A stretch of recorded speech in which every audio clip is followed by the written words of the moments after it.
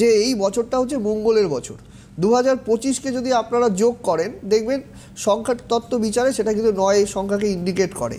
আমরা জানি প্রত্যেকটা নম্বরকে কিন্তু এক একটা গ্রহ কিন্তু রুল করে, তেমনই কিন্তু 9 সংখ্যাকে কিন্তু মঙ্গল রুল করে।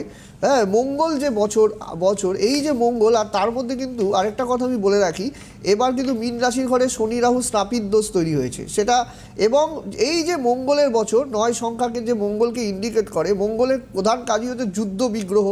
মঙ্গল কিন্তু দেখা যাবে এখন যদি রাশি চক্র আমি খুলি, আমি যদি একটু রাশি চক্রটা একটু দেখাই, এই যে রাশি চক্রটা যদি আমি এটা আমাদের দেশের দেশের নিরিখে এবং ন্যাচারাল জোডিয়াক সাইন যেটা আছে, হ্যাঁ, এবং এখানে দেখবেন আপনারা মঙ্গল কিন্তু কর্কটের ঘরে নিচস্থ অবস্থায় বসে আছে। এই যে কর্কটের ঘরে মঙ্গল নিচস্থ, আর এবং শনি রাহু মীন রাশির ঘরে একত্রিত, শনি রাহু এবং শুক্র কিন্তু সরে যাবে, কিন্তু শনি রাহুর যে কম্বিনেশনটা মীন রাশির ঘরে গোচরে চলছে, এবং মঙ্গল যেহেতু অগ্নিতত্ত্বের কারক গ্রহ, এই যে মঙ্গল যে মীন রাশির ঘরে গোচর, যে কর্কট রাশির ঘরে বসে আছে, এবং এই যে মঙ্গলের অবস্থান, মঙ্গল কিন্তু একটা সেনাপতি যার যুদ্ধ বিগ্রহ করা, এবং কর্কটে যখন মঙ্গল নিচস্থ হয়ে যায় তখন কিন্তু দেখা যায় যে দেশের পরিস্থিতি এবং বৈদেশিক আক্রমণ এগুলো কিন্তু বিশেষ পরিমাণে কিন্তু দেখা যায়।